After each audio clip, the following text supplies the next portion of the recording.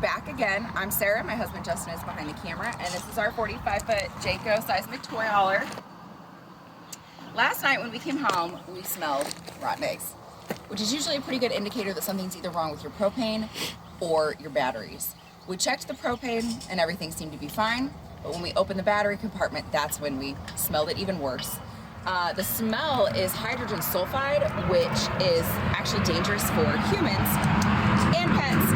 So what we did was we opened up all the windows, we let the smell dissipate overnight, and we're gonna go get some new batteries today. But last night, before we went to bed, we disconnected from the shore power, which is over here and on this side of the RV. And then we came through to the batteries and we disconnected, or we turned off this RV disconnect switch. And so that's that big red knob there. Once we did that, we were safely able to disconnect the negative terminals to ensure that there's no power running to the batteries anymore since they're bad. And now we're ready to take the batteries out.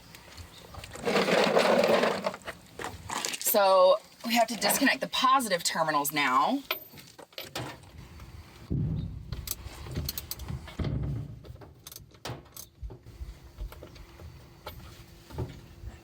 Which should be easy. Is it the wrong way?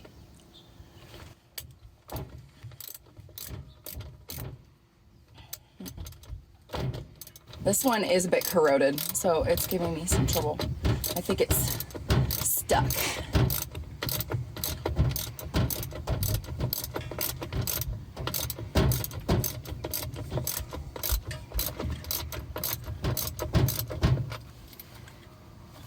It's almost off, but I can't do it by hand because it's pretty tight.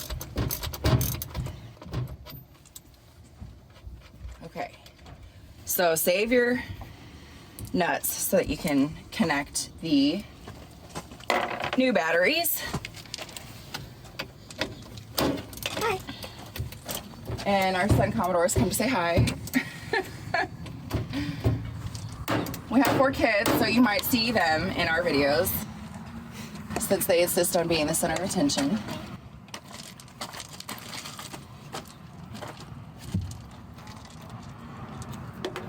Okay, so I've taken the nuts off. I can pull the connections off now. You guys come in with me. Oliver, okay. And then we have to loosen the batteries from the tray. They sit in this tray so that when you're moving, they don't move. Take these wings off here, and you should just be able to pull this out and then save all of this stuff so you can use it when you get new batteries. You should be able to take the batteries out, but I may not be strong.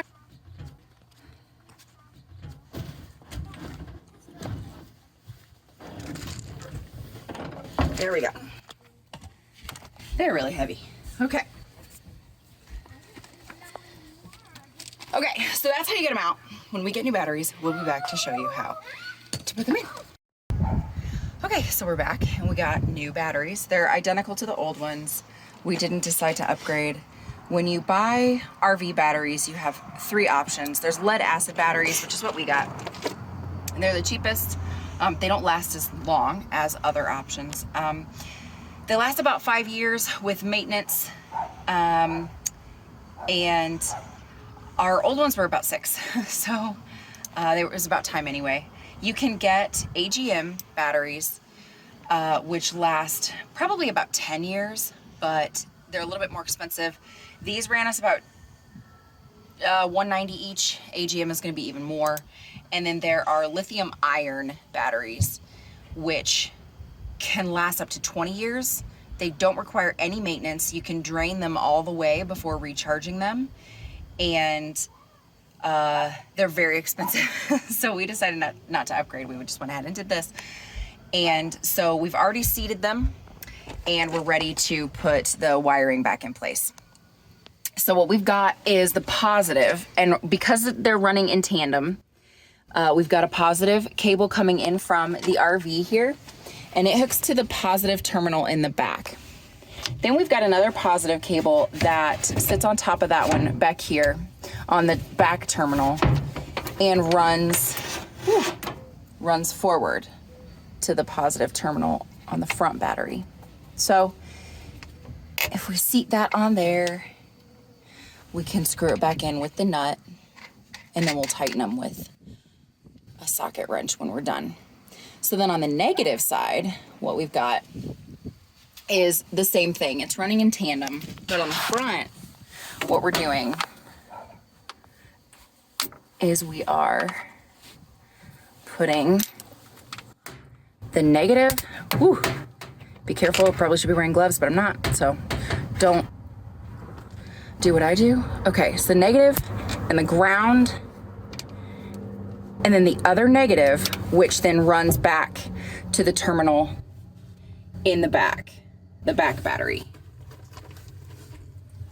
And then take our other nut and put it on there. And again, we'll tighten them with the socket wrench. But after you get all your wires connected, then you can turn on your battery disconnect right here. And then turn on your shore power, and you should have power again. Once you make sure you have power, don't forget to put the brackets back on so that your batteries don't move, and then screw those back in. So that's it. It's not hard. It just takes some work because the batteries are heavy, and you have to decide what kind of batteries you want and make sure you get the cable seated properly. But that's it for now. So we'll see you later. Bye.